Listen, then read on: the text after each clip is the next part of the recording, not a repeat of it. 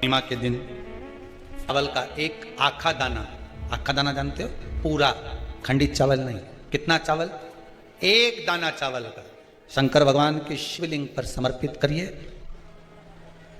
एक बेलपत्र जिसका डंडी का मुख अपनी ओर हो, जहां से चावल चढ़ाया है, उस चावल के ऊपर अपनी कामना कर कर रख दीजिए और चंद्रमौली भगवान का स्मरण करिए। कौन से भगवान? शंकर भगवान का सर्वश्रेष्ठ सुंदर नाम है चंद्रमौली। चंद्रमौली भगवान का स्मरण करिए, अपनी कामना कर कर बेलपत्र समर्पित कर कर शिव जी पर एक लोटा पानी, एक जल पात्र समर्पित करो, कलश से जल चढ़ा दीजिए, नैनों में वो जल लगाकर अपनी कामना कर कर वापिस घर को आइए। आएगी जो कामना करी है मेरा चंद्रमौली भोलेनाथ उसे पूर्ण कर ही देगा। माँ के यदि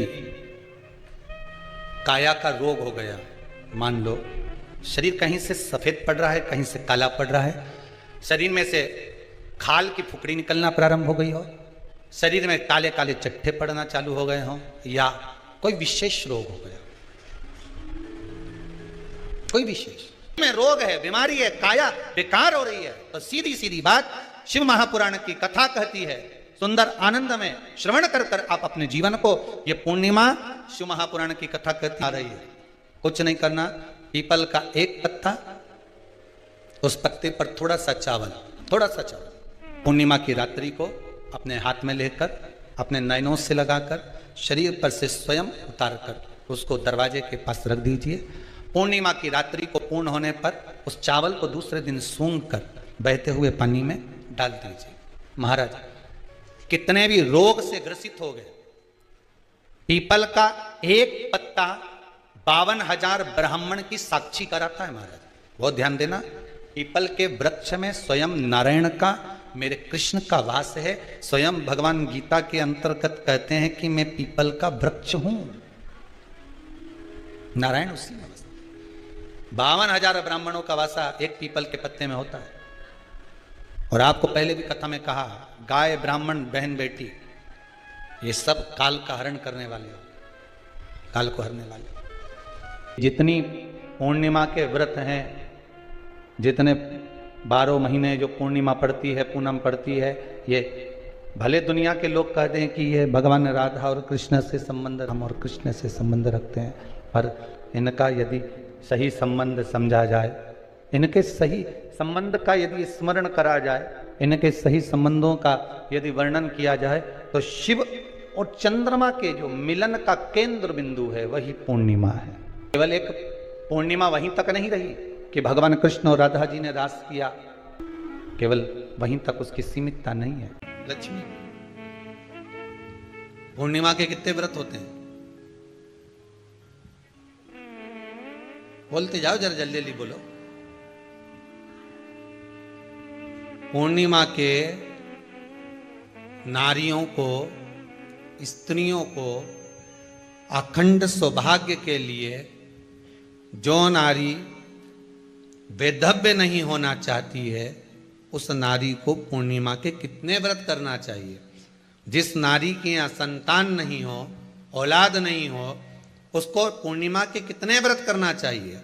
जिस नारी का पुत्र, पति बहुत बीमारी से ग्रसित हो, लग रहा हो कि ये मेरा बेटा बहुत बड़ी बीमारी में घिरा हुआ है, तो नारी को कितने व्रत करना चाहिए। स्वयं भगवान कृष्ण ने माता यशोदा को द्वापर में भी बताया है कि पूर्णिमा के 32 व्रत होते हैं। कितने व्रत होते हैं? 32।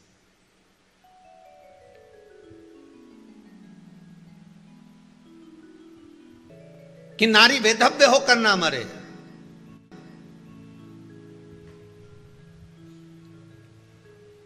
उसका पति कोई रोग से ग्रसित ना हो, उसका पुत्र किसी रोग में ना पड़े। अरे भाई कितना सुंदर संवाद लिखा है, अगर किसी माता का पुत्र मान लो किसी नशे में डूबा हुआ है, कोई नशा कर रहा है और गलत नशा है, आपको लग रहा है कि ये नशे में डूबा हुआ है, आपको लग रहा है कि ये गलत जगह पर डूब गया है, आपको लग रहा है कि मदिरापान में, मांसाहार में, या अधिक गांजा आदि जो भी नशे होते हैं, जितने भी नशे उसमें डूब चुका है, और माँ उसको समझा रही है तू नशे में मत डूब, तू इस काम को मत कर, तू ये गलत कर्म मत कर। माँ उसको समझा समझा कर हार गई। तो मेरा माताओं से निवेदन है, आप उसको समझाना बंद कर दो, एक काम करना प्रारंभ कर दीजिए। हमें जो शिव महापुराण के माध्यम से शास्त्र कह रहा है कि आप 32 पूर्णिमा के व्रत प्रारंभ कर दो। उसमें करना क्या है आपको, केवल जिस दिन व्रत रहे रात्रि के समय पर कोई भी मीठा कुछ भी सामग्री आप चंद्र की रोशनी में, चंद्र को अर्घ देने के बाद, पूजन करने के बाद उसको रखो, और वही सामग्री जो नशा कर रहा है उसको पूर्णिमा के दूसरे दिन उसको खिलाओ। आप धीरे धीरे खिलाना चालू करेंगे, जिस नशे में वो डूबा हुआ उस नशे से वो छूटना प्रारंभ हो जाएगा। 2 पूर्णिमा व्रत करके तो देखो, तीसरे में तुम्हें जरूरत ही नहीं पड़ेगी। धीरे धीरे आप रुक, वो छूटना प्रारंभ हो जाएगा। मान लो किसी नारी का पुत्र या पति रोग से ग्रसित हो,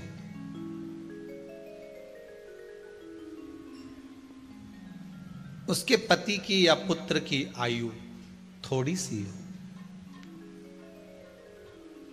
तो हे कृष्ण, उस नारी को कौन सा व्रत धारण करना चाहिए या किसकी पूजन करना चाहिए? ये कुरुक्षेत्र की भूमि का संवाद है।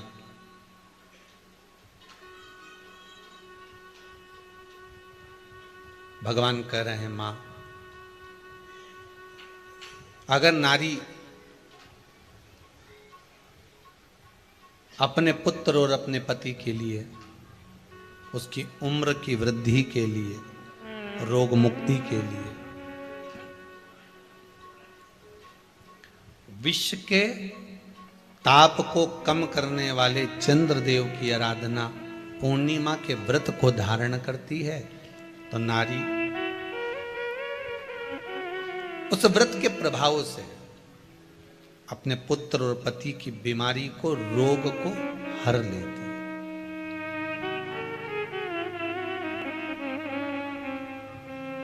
रोग का हरण कर लेती।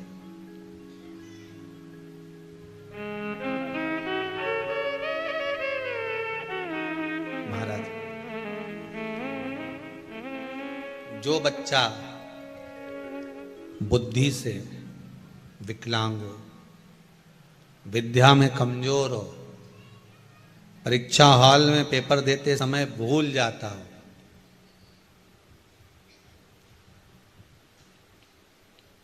विवेक काम ना करता हो, तो निवेदन है किसी भी पूर्णिमा की रात्रि को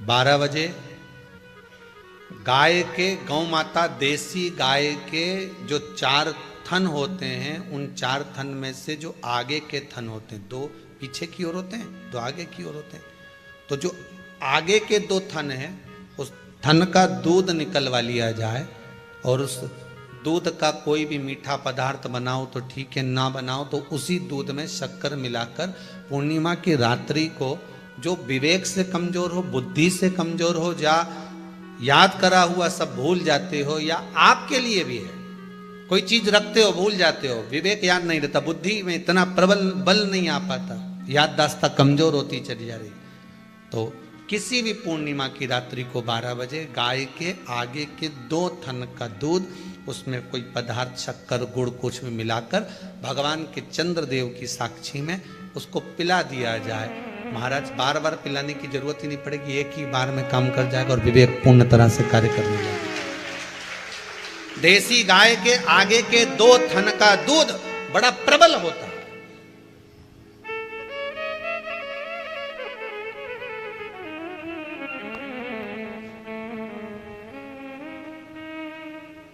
पूर्णिमा की रात्रि को 12 बजे उसका प्रयोग किया जाए। आप उस दूध को निकाल लो, शाम के समय, रात्रि के समय ग्वाले से कहकर, जिसके यहाँ पर देसी गाय हो, वहां निकलवा कर उसको रखा जाए, उसका पान करा जाए। महाराज, रोग बीमारी में प्रबलता तो मां यशोदा जी जग कल्याण के लिए पूछ रही है, संपूर्ण विश्व के कल्याण के लिए।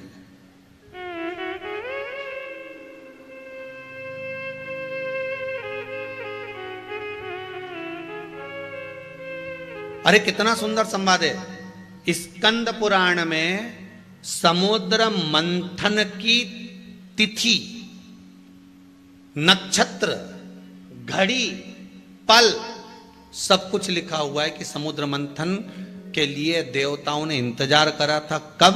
जब चंद्र का प्रभाव पूर्ण हो। जब चंद्र का प्रभाव पूर्ण होगा तब जो मंथन होगा, उस मंथन का जो सुख होगा वो जीवन को आनंद दे जाएगा। हो सकेगा तो कल की कथा में मंथन के लिए जो समय स्कंद पुराण में कहा गया कि ये समय में चंद्र प्रबल होगा, उस चंद्र की प्रबलता में मंथन का कार्य प्रारंभ करा जाए। देवता और राक्षस मिलकर मंथन करें। कल की कथा में वो पल, वो समय भी बताएंगे कि स्कंद पुराण में ये जगह पर ये चीज लिखी है। क्यों इंतजार कर रहे हैं कि चंद्र प्रबल हो तब हो? क्यों भीष्म पितामह इंतजार करते हैं कि सूर्य उत्तरायण हो तब जाऊं?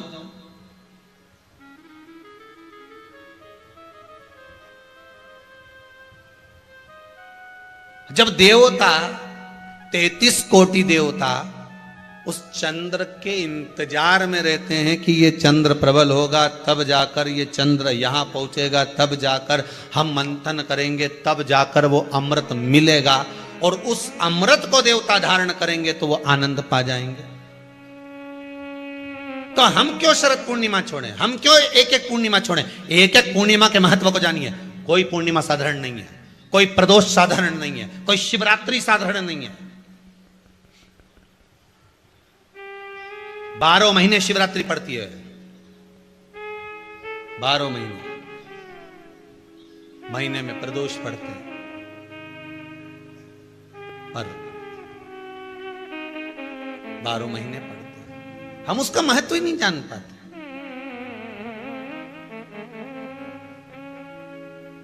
कौन से प्रदोष पर क्या करना है, कौन सी पूर्णिमा को क्या धारण करना है, कौन सी शिवरात्रि पर। कई लोगों को तो यहां तक नहीं मालूम था कि भाई श्रावण के महीने में भी शिवरात्रि आती है। वो तो बस लोगों के कि शिवरात्रि का पूजन हुआ, तो उसका स्मरण क्यों छोड़े हम?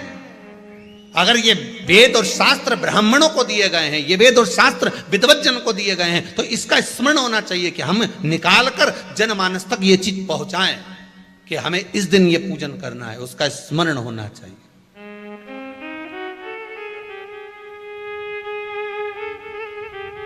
और वो सुख देने वाला।